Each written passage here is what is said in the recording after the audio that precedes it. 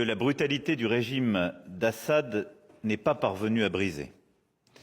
Et notre fidélité va au peuple syrien, à ses aspirations courageusement exprimées depuis 2011 et les premiers graffitis sur les murs de Daraa. Des aspirations à une Syrie libre, unie, où chacun jouirait d'une citoyenneté égale, quel que soit son statut, sa religion, son origine. Ces aspirations, nous les avons accompagnées sans faillir tout au long des 14 années de calvaire qu'a traversé la Syrie et son peuple. Nous étions là pour saisir la justice internationale face aux crimes atroces du régime. Nous avons accueilli César, que vous avez vu plus tôt, aujourd'hui. Je vous en remercie. Je pense que c'était une très importante initiative de sa part et de la vôtre. Et l'épreuve indispensable pour que la justice puisse un jour faire son travail. Face à la mort chimique, nous avons marqué clairement une ligne rouge. Sur le terrain, et alors que la France même avait été frappée dans sa chair, nous avons combattu la menace de Daesh dans le cadre de la coalition anti-Daesh, sans jamais céder à ceux qui voulaient renouer avec Bachar el-Assad. Aujourd'hui, Monsieur le Président, ces aspirations des Syriennes et des Syriens nous engagent, et elles vous engagent tout particulièrement, et c'est bien cela dont nous avons parlé aujourd'hui, et c'est bien la raison de votre présence pour votre première visite dans un pays occidental. La chute de Bachar el-Assad a été un soulagement et une joie pour tous. Il vous reste maintenant à relever le défi d'une situation particulièrement compliquée, retrouver le chemin de la paix civile et de la concorde. Et en vous recevant aujourd'hui, après avoir organisé il y a quelques semaines une conférence diplomatique, vous étiez représenté par votre ministre, c'est à une transition pacifique qui assure la stabilité et la souveraineté de la Syrie, qui prend en compte l'intégralité des composantes de sa société civile, que nous voulons parler. C'est à une égalité de droit à une vie meilleure pour l'ensemble des Syriennes et des Syriens dans leur diversité que la France réaffirme son soutien. Et en disant cela, je pense à Basma Kodmani, Hassan Abbas, Omar Aziz et à tant d'autres qui ont porté cet espoir avec courage et droiture. Dès le 8 décembre, c'est le message que nous vous avons porté. Le ministre des Affaires étrangères, Jean-Noël Barrot, a été le premier responsable occidental, avec sa collègue allemande, à se rendre à Damas le 3 janvier. Paris a accueilli le 13 février la conférence internationale que j'évoquais, qui a permis de tracer ensemble les principes et les objectifs de cette transition et du soutien international qu'elle pouvait emporter. Je n'ignore pas, ce faisant, que la Syrie a connu ces derniers jours une nouvelle flambée de violences interconfessionnelles dans des zones où vit la communauté druze, faisant près de 200 victimes. Ces combats viennent après les massacres commis au début du mois de mars sur la côte syrienne, au cours desquels plus de 1600 personnes, en majorité de confession alaouite, ont été tuées.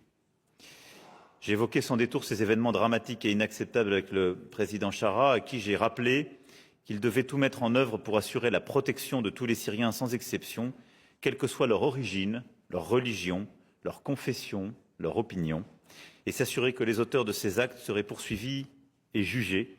Et c'est bien l'engagement qu'il a pris, et ce sur quoi il a déjà fait des déclarations il y a plusieurs semaines. Et au fond, la position qui est celle de la France, en vous recevant, ne consiste en aucun cas, je veux le dire ici, à donner des leçons à qui que ce soit. D'abord, ce n'est pas la diplomatie que nous conduisons.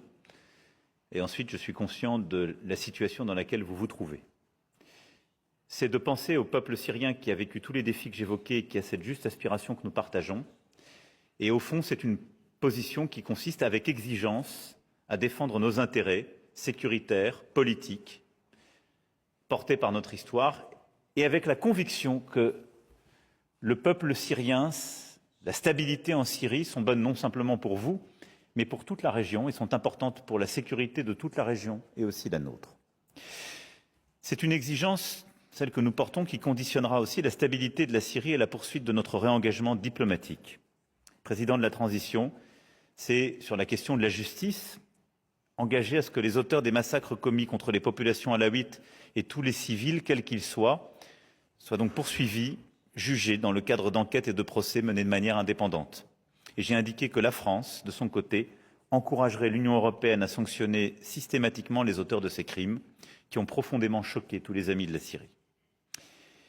Après les décennies de malheur et de destruction, le pays est en très grande difficulté sur le plan économique et les attentes des Syriens sont immenses à votre égard.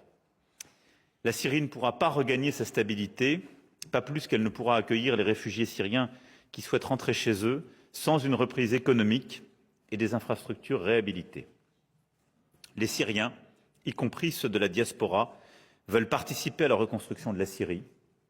Vous rencontrerez ceux de Paris ce soir et ils vous le diront. La communauté internationale doit donc être au rendez-vous. C'est pourquoi j'ai dit au président que s'il continuait de faire son chemin, nous ferions le nôtre. D'abord, en poursuivant la levée progressive des sanctions économiques européennes. Ensuite, en conduisant un travail de conviction auprès de nos partenaires américains afin qu'ils s'engagent dans cette voie.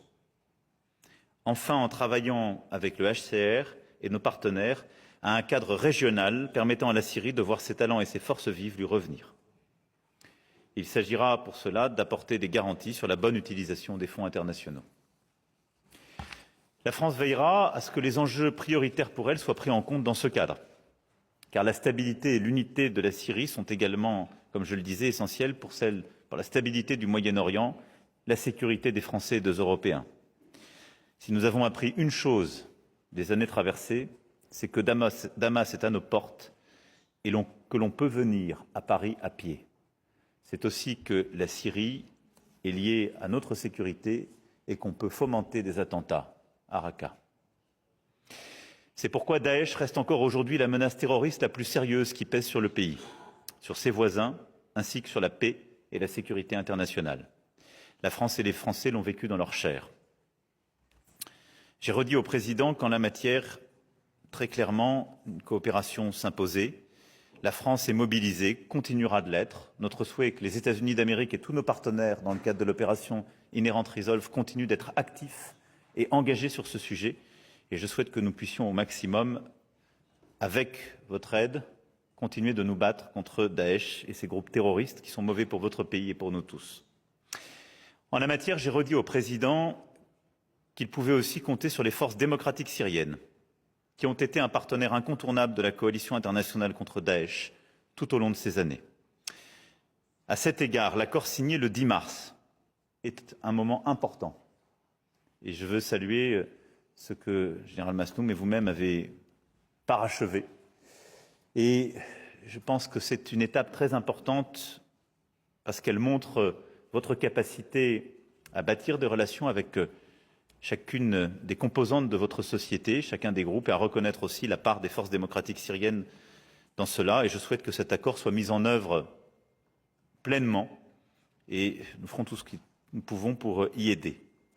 Au-delà, le président m'a fait part de sa détermination à tout mettre en œuvre pour que la Syrie ne soit plus un refuge pour des combattants terroristes ou des groupes armés qui menaceraient la sécurité, les intérêts et la stabilité de son propre pays, des pays voisins. Et c'est important.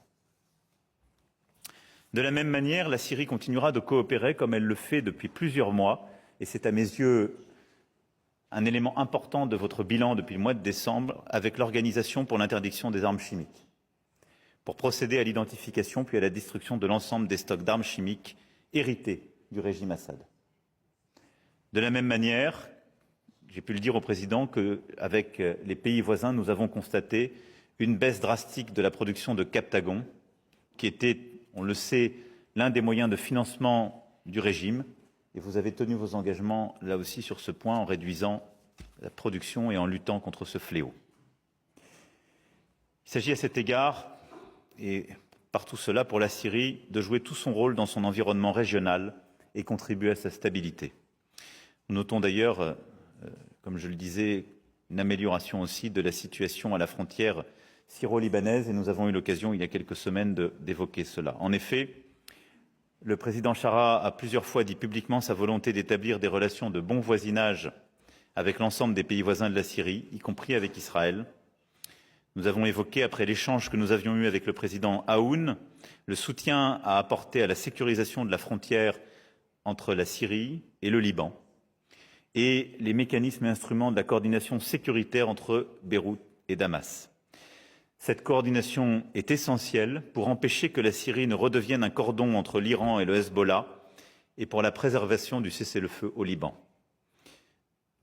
Au-delà, la France est également prête à faciliter le lancement de négociations entre le Liban et la Syrie sur le tracé de leurs frontières communes, en mettant à disposition ses connaissances, ses archives, son expérience en la matière. Et je veux le dire ici, une part importante aussi de notre coopération, c'est d'accroître, d'intensifier, de systématiser la lutte contre Hezbollah, de lutter contre l'influence de l'Iran et de tous ses proxys dans la région, et d'aider à la stabilité de la Syrie et à la stabilité du Liban. Voilà les quelques mots que je souhaitais avoir à l'issue d'une longue discussion que nous avons eue avec le Président et des échanges que nos ministres et nos collaboratrices et collaborateurs ont pu avoir en parallèle. Je remercie à nouveau le Président El-Shara pour nos échanges exigeants et constructifs qui confirment le bien fondé d'une approche lucide, réaliste, dénuée de naïveté, mais au fond orientée vers l'avenir.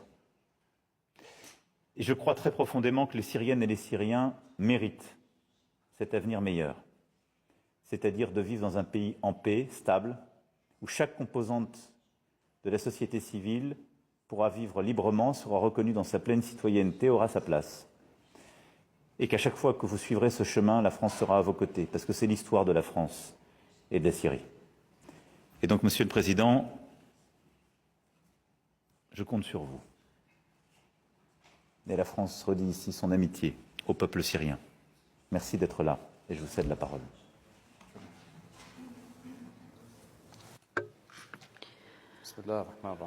Au nom de Dieu clément et miséricordieux, merci à vous, Monsieur le Président. Je voudrais tout d'abord remercier infiniment le Président et le peuple français d'avoir accueilli les réfugiés syriens pendant toutes ces années de guerre.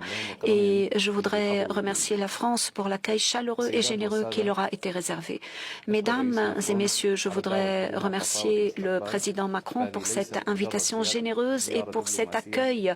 Il ne s'agit pas uniquement d'une visite diplomatique, mais il s'agit là d'une reconnaissance des capacités du peuple syrien, son droit à l'autodétermination et sa capacité à reconstruire ce qui a été détruit.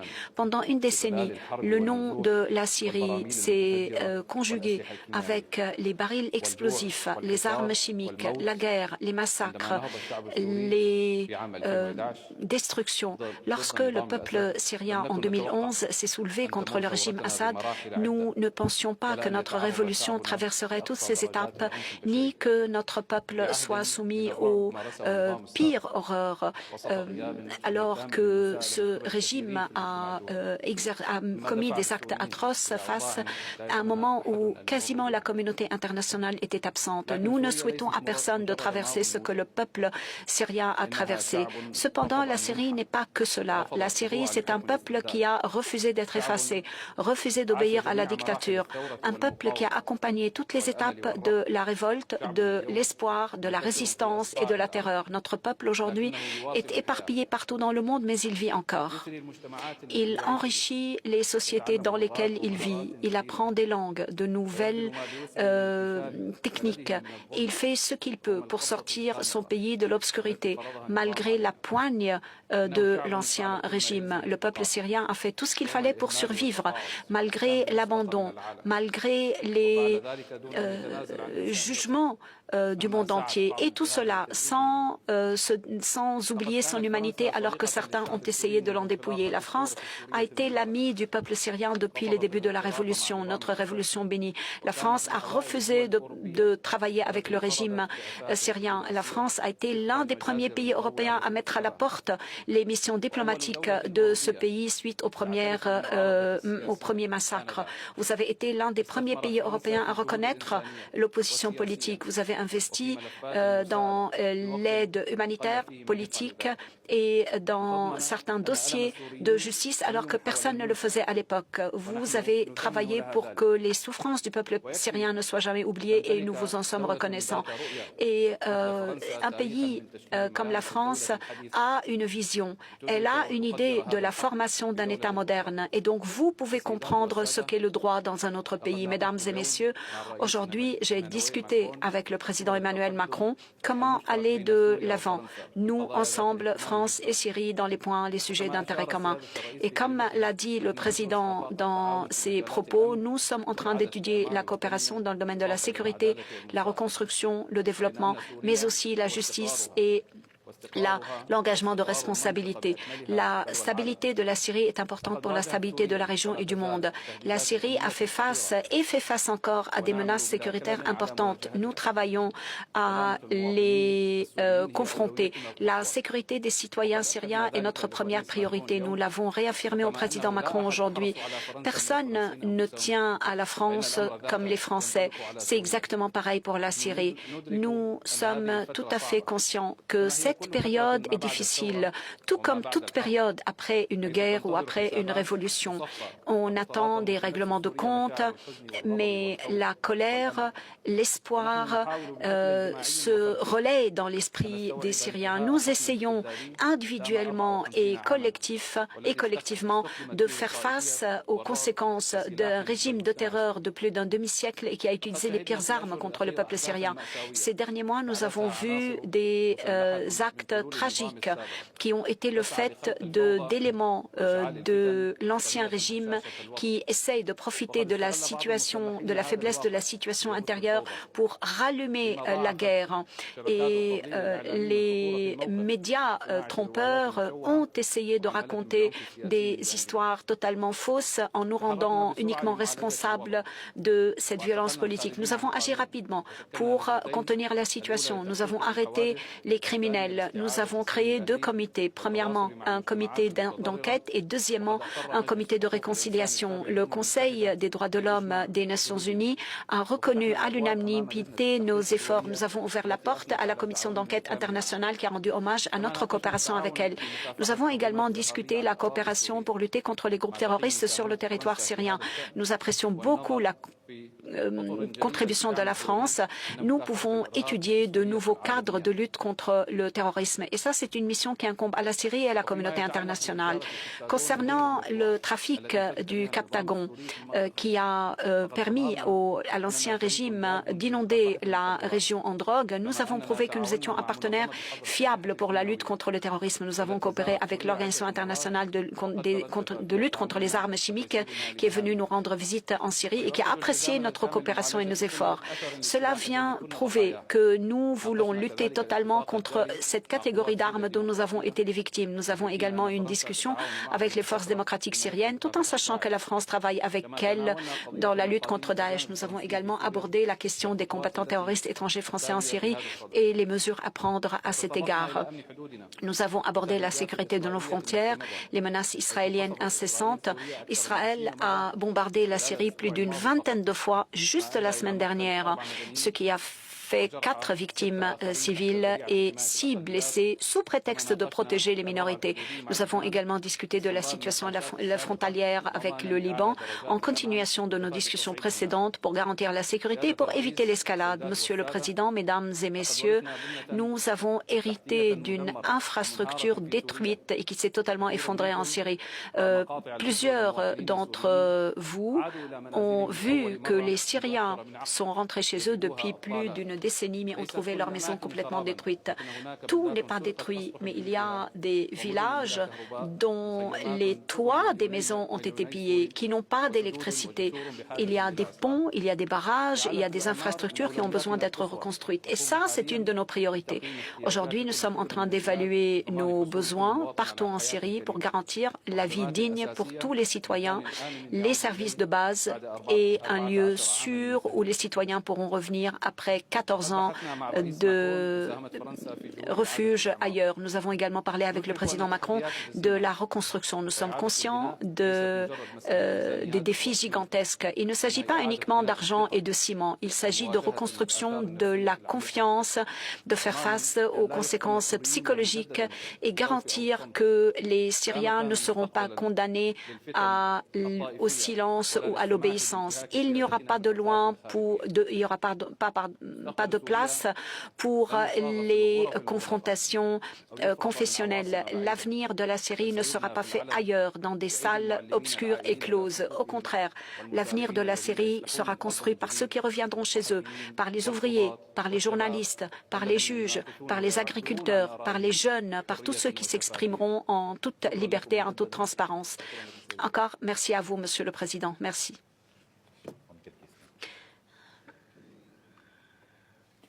Vous venez d'entendre Emmanuel Macron et donc le président Chara, le président par intérim syrien. Une question, nous avons droit à une question. Justement, je ne sais pas qui est celui qui a le moins parlé. Je me tourne vers vous. Justement, je crois que vous avez le moins parlé. Votre réaction face à ce qu'on vient d'entendre. A priori, le président français veut encourager une levée des sanctions européennes, en tout cas à l'égard de la Syrie. Elles ont démarré, elles ont commencé à être levées. Absolument, mais il y a un vote dans quelques jours du Conseil de l'Europe